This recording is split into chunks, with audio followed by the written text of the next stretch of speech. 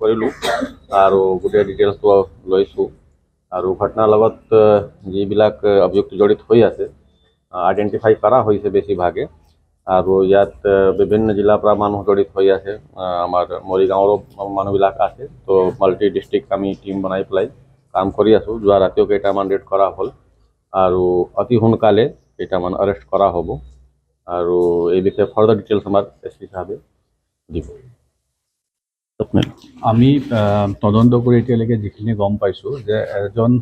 ইমদাদুল ইছলাম তেওঁ যোৱা পৰহি তেওঁ কংগ্ৰেছৰ পৰা বহিষ্কাৰ কৰিছে তেওঁ গোটেই ষড়যন্ত্ৰটো কৰা বুলি আমি ইতিমধ্যে খবৰ পাইছোঁ আৰু তেওঁৰ লগত কিছু আৰু মানুহ আছিলে তেওঁলোকে লাহৰীঘাট বুঢ়াগাঁও অঞ্চলৰ পৰা ইয়াত আহি কৰ্মটো কৰিছে আৰু ইয়াত লোকেল মানুহৰ সোধপোছতো তেওঁলোকে কাকো ধৰিব পৰা নাই আমি যিখিনি আইডেণ্টিফাই কৰিছোঁ এজন আমি মেইন যিজন ছাছপেক্ট তেওঁ হ'ল ইমদাদুল ইছলাম আৰু তেওঁৰ লগত আৰু কিছু জড়িত আছে সেইখিনি আমি ধৰাৰ ব্যৱস্থা কৰি আছোঁ আমাৰ টীম এতিয়া ইতিমধ্যে মৰিগাঁৱতো কাম কৰি আছে আৰু নগাঁৱতো আমাৰ কিছু জেগাত আমি কৰি আছোঁ আৰু খুব সোনকালে আমি দুৰ্বৃত্তকেইজনক ধৰিবলৈ সক্ষম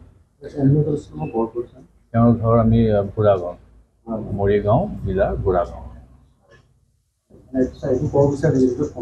কংগ্ৰেছে কৰিছে আমি সেইটো নাযাওঁ আমি দুৰ্বৃত্তৰ ওপৰত যাওঁ যে আমি যিহেতু যিখিনি ইনভেষ্টিগেশ্যন তেওঁলোকে ক্লু থৈ গৈছে চিন অফ ক্ৰাইমত